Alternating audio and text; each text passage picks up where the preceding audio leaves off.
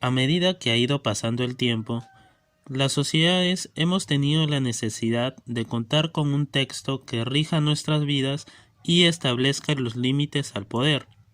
Este documento es la Constitución. La Constitución en los últimos años o décadas ha tenido que ser tomada como la norma suprema de cualquier ordenamiento jurídico para que tenga algún sentido lógico. No se puede tomar al texto de la Constitución y pararnos frente a una columna de tanques o brazos armados leales a un golpe de Estado, porque si no, estos nos pasarían por encima. En ese sentido, Vidar Campos destaca el deber ser de la Constitución, es decir, la Constitución es lo que debe ser. Cuando haya democracia, será generalmente cuando rija verdaderamente la Constitución. Tanto es así que al momento de tratar de comprender o estudiar a la Constitución, se hablan de tipologías para comprender su concepto y saber lo que es.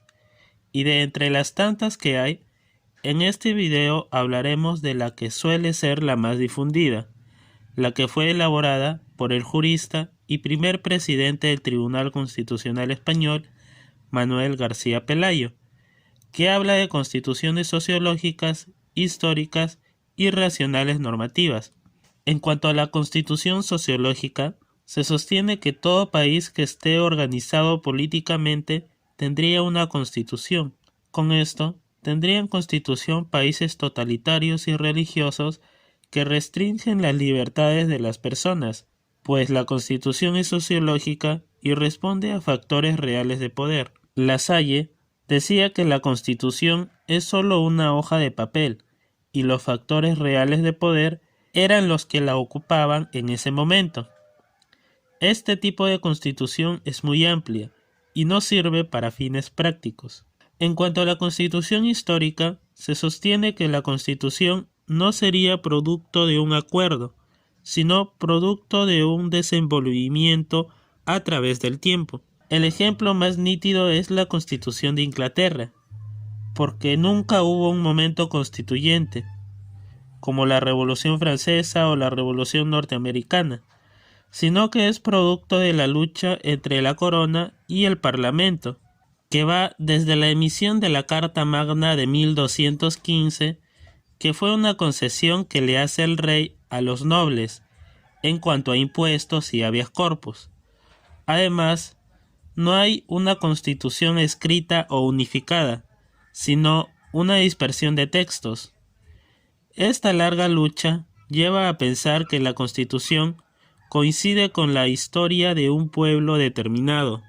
En cuanto a la Constitución racional normativa, es este el concepto que comúnmente se maneja en Latinoamérica.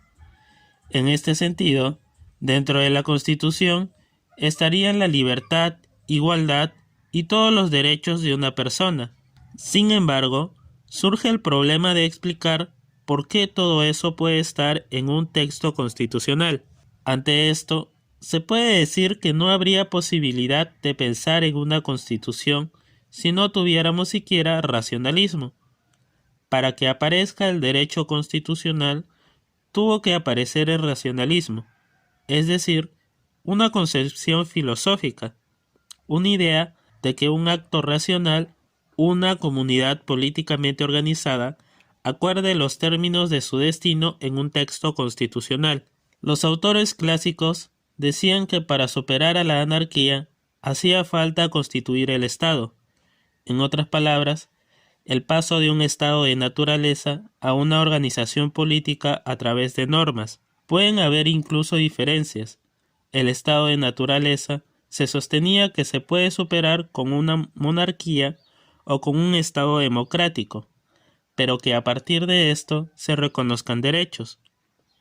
El problema entonces es creer en la Constitución, pues de nada nos servirá esa hoja de papel llamada Constitución si no creemos que de verdad es la norma suprema de nuestro Estado. Recordamos lo que decía un fray argentino: es preferible postrarse ante la ley que postrarse ante los tiranos. Si no tenemos una concepción racional normativa de la Constitución, difícilmente vamos a poder entender el derecho constitucional, pues se han creado múltiples caminos para salirse de este, como la emergencia, los golpes de Estado y demás.